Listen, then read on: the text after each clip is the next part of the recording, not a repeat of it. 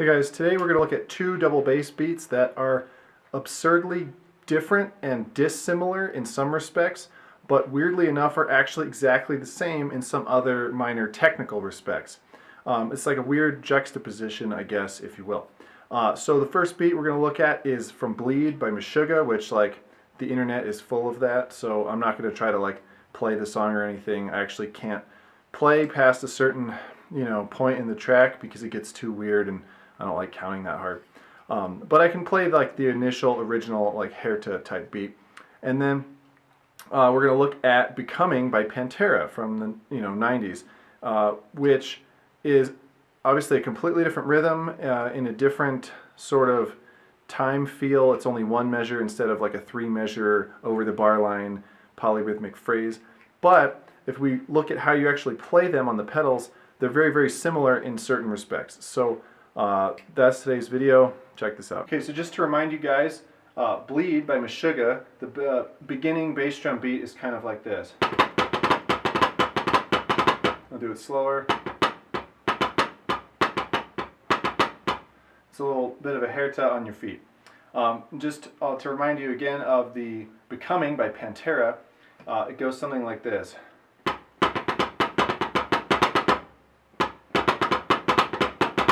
So we do it really slow.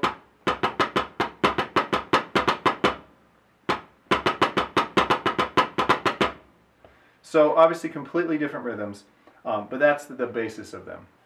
Obviously they're both really fast, much faster than the casual average double bass player really is capable of playing without working on it quite a bit. But the thing that is similar about them goes beyond that, and it's that in both cases the right foot is doing a lot of the work as far as the technical rhythm part, and the left foot is just playing basically a steady beat. So if you look at the rhythm for Bleed, the left foot, even though it's on sort of the upbeats, if I just play the left foot here,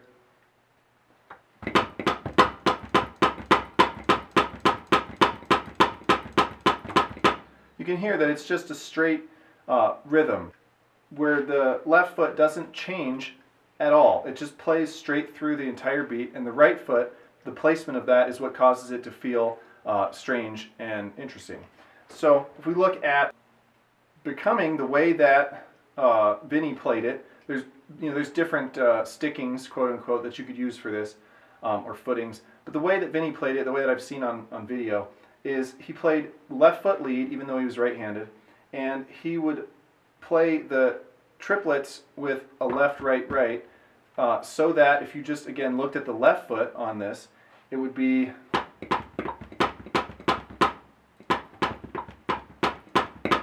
And again, the left foot just plays straight through the beat, and the right foot does all of the other parts of the rhythm that make it interesting and difficult.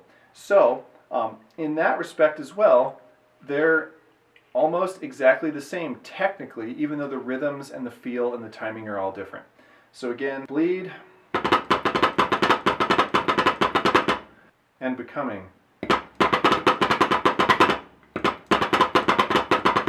Of course, they're both faster than this. So what does this tell you? It's okay, I think, to be one side dominant on your feet for double bass playing, because the bass drum, even if you're using one or two bass drums, it's going to sound the same regardless of which beater hits it in an ideal situation. So you're going to need to play that the way that it makes sense. The reason we try to be really even between right and left hands is because you won't always be playing on the same drum. And sometimes it sounds different. You might have to lead left-handed or right-handed to get a different sound. But leading left-footed or right-footed doesn't really make a different sound. You could become completely ambidextrous with the feet if you wanted to. There's nothing wrong with that. But I think these beats show that a lot of the top double bass players are very right-footed. Even if they lead left like Vinnie did, they do the hard part with their right foot.